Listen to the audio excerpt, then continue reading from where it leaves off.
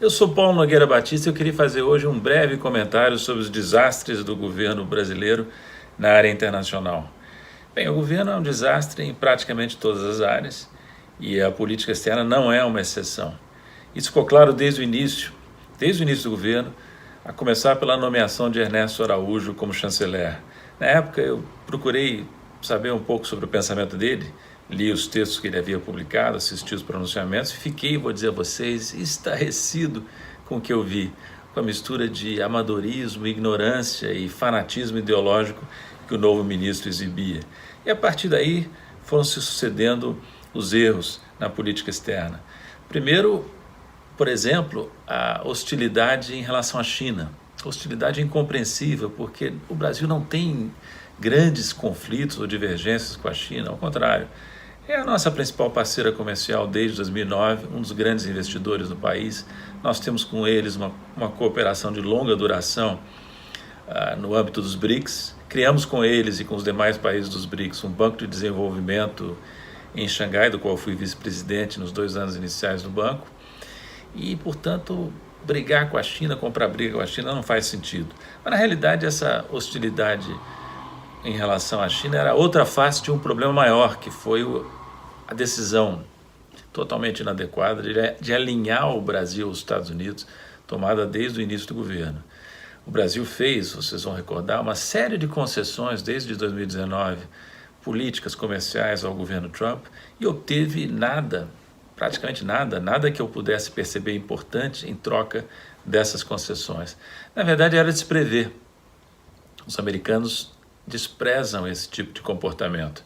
Eu conheço os americanos relativamente bem, morei 8 anos em Washington, quando fui diretor executivo pelo Brasil e outros países no FMI, e podia ver nas reuniões do FMI e nas reuniões do G20 a indiferença e até o desprezo com que os americanos tratavam seus satélites.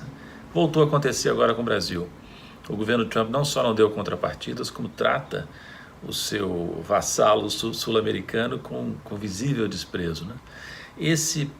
Esses problemas todos com China, com os Estados Unidos, foram se agravando quando o Brasil também resolveu hostilizar o consenso internacional de maneira tosca, de maneira primitiva, em uma área crucial como o meio ambiente. Escolheu um ministro despreparado, que agrediu as noções mais básicas do que é a política ambiental, desmontou as estruturas de controle, em parte, e foi colhendo no exterior uma resistência crescente ao Brasil também na área ambiental. Em 2020, com a pandemia, o quadro piorou ainda mais, o isolamento do Brasil se agravou. O governo brasileiro não tem planos, não mostrou que tem capacidade de coordenar uma luta contra a pandemia, ao contrário, sabota. As declarações exóticas do presidente brasileiro foram vistas com um profundo sentimento de desprezo no mundo inteiro.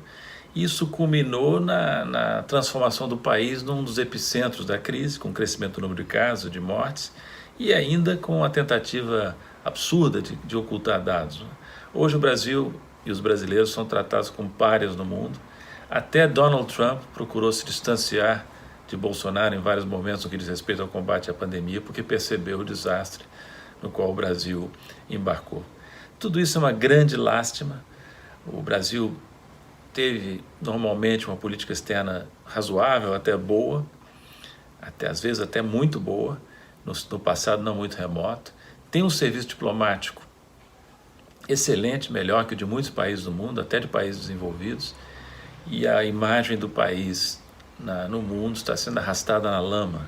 Volto a dizer, o Brasil é um dos grandes países do mundo em termos de extensão territorial, em termos populacionais, em termos econômicos. Não pode se comportar como um anão ignorante e ressentido.